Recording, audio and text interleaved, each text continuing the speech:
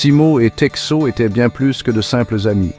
Ils étaient frères, liés par un fil invisible tissé d'expériences communes et d'une compréhension mutuelle. Simo, le plus réservé des deux, trouvait refuge dans le rire contagieux de Texo. Texo, toujours la joie de vivre incarnée, chérissait la sagesse tranquille de Simo. Ils étaient les deux faces d'une même pièce, complétant parfaitement les forces et les faiblesses de l'autre. Leur journée était rythmée par les joies simples de la fraternité, des débats animés autour du football, des repas partagés sous la douce lumière du soleil couchant et des secrets murmurés sous un ciel étoilé. Leur lien, forgé dans le creuset du temps et des expériences partagées, semblait indestructible, un témoignage de la puissance durable d'une véritable amitié. Ils étaient loin de se douter que la vie, comme elle le fait souvent, s'apprêtait à mettre à l'épreuve le fondement même de leur lien si précieux. Un nouveau chapitre était sur le point de s'ouvrir, un chapitre qui allait bouleverser leur conception de l'amitié, de l'amour et du fragile équilibre entre les deux. L'arrivée de Margaret dans leur petite ville allait déclencher une série d'événements qui allaient tout changer. Margaret arriva en ville comme une bouffée d'air frais, son rire aussi éclatant que les robes colorées qu'elle portait. Simo, d'habitude réservé et content de sa propre compagnie, se sentit attiré par son énergie vibrante. Ses yeux pétillants de malice et d'intelligence possédaient un certain attrait, une invitation silencieuse à un monde qu'ils ne connaissaient pas. Leur première rencontre fut le fruit du hasard, au marché de la ville. Simo, d'habitude si éloquent, se mit à bafouiller, son assurance habituelle brisée par la présence de la jeune femme. Margaret, amusée par sa maladresse, répondit par un sourire espiègle, son rire résonnant à travers l'animation du marché. Cette rencontre fortuite fit naître quelque chose en Simo, une étincelle d'engouement qui se transforma rapidement en une flamme dévorante. Il se surprit à penser constamment à Margaret, son rire résonnant à ses oreilles, bien après que leurs chemins se soient croisés. Il était loin de se douter que cet engouement nouveau allait avoir un prix, érodant lentement le fondement même de son amitié avec Texo. Alors que l'engouement de Simo pour Margaret s'intensifiait, un changement subtil s'opéra dans sa relation avec Texo.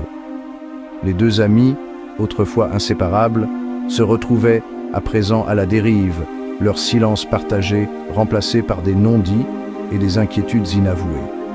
Simo, consumé par ses sentiments nouveaux, commença à se retirer de leurs activités habituelles, son esprit préoccupé par des pensées pour Margaret.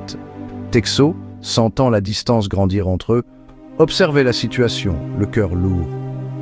Il remarquait les appels manqués, les rendez-vous annulés, la façon dont le regard de Simo se perdait dans le vague lorsqu'il essayait de l'entraîner dans leurs plaisanteries habituelles.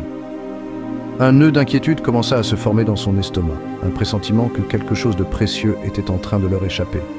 Malgré ses angoisses grandissantes, Texo garda espoir, s'accrochant à la conviction que leur lien était assez fort pour surmonter cette tempête.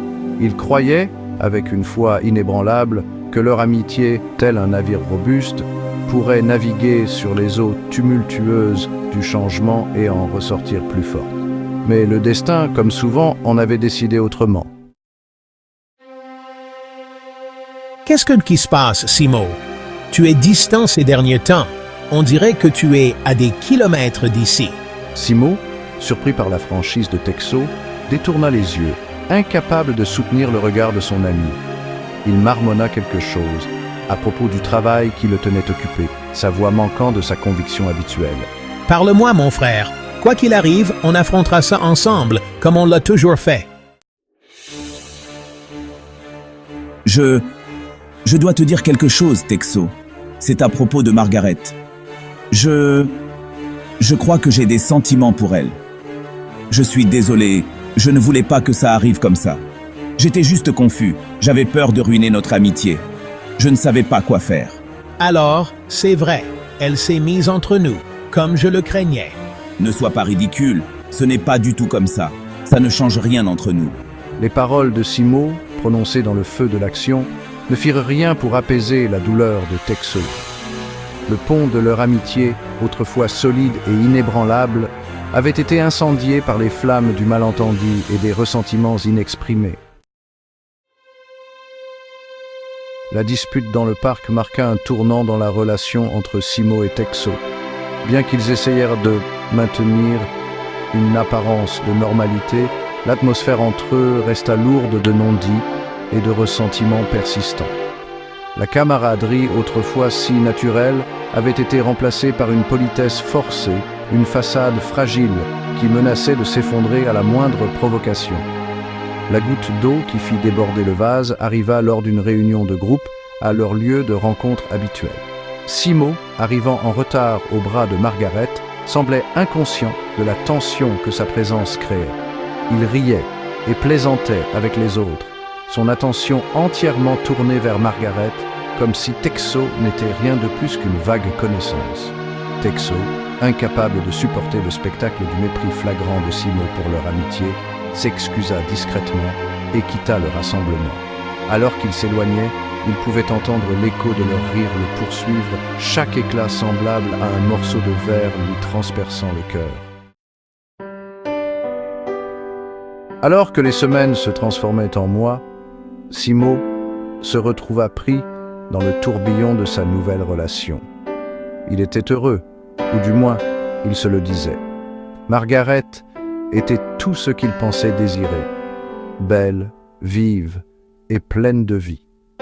Pourtant, un malaise persistant persistait aux frontières de sa joie, un sentiment lancinant que quelque chose lui manquait. Les plaisanteries faciles, les silences partagés, la présence réconfortante de son ami lui manquaient. Leurs conversations nocturnes, leurs débats philosophiques, leurs rêves communs pour l'avenir lui manquaient. Le rire contagieux de Texo, sa loyauté indéfectible, sa capacité à rendre les moments les plus banals extraordinaires lui manquaient. Un soir, alors qu'il passait devant leur banc habituel dans le parc, une vague de culpabilité submergea Simo. Il réalisa, avec une lucidité qui le brûlait comme du jus de citron sur une plaie ouverte, l'ampleur de sa négligence. Il avait sacrifié un lien inestimable sur l'autel d'un nouvel amour, aveuglé par l'engouement et poussé par l'égoïsme. Texo, je suis vraiment désolé. J'étais tellement pris par ma propre vie que je n'ai pas réalisé à quel point je te négligeais. J'ai été un ami horrible et je comprendrai que tu ne puisses jamais me pardonner. Texo, le visage marqué d'un mélange de douleur et de ressentiment, resta silencieux. Il regarda Simo, vraiment regardé, pour la première fois depuis des mois.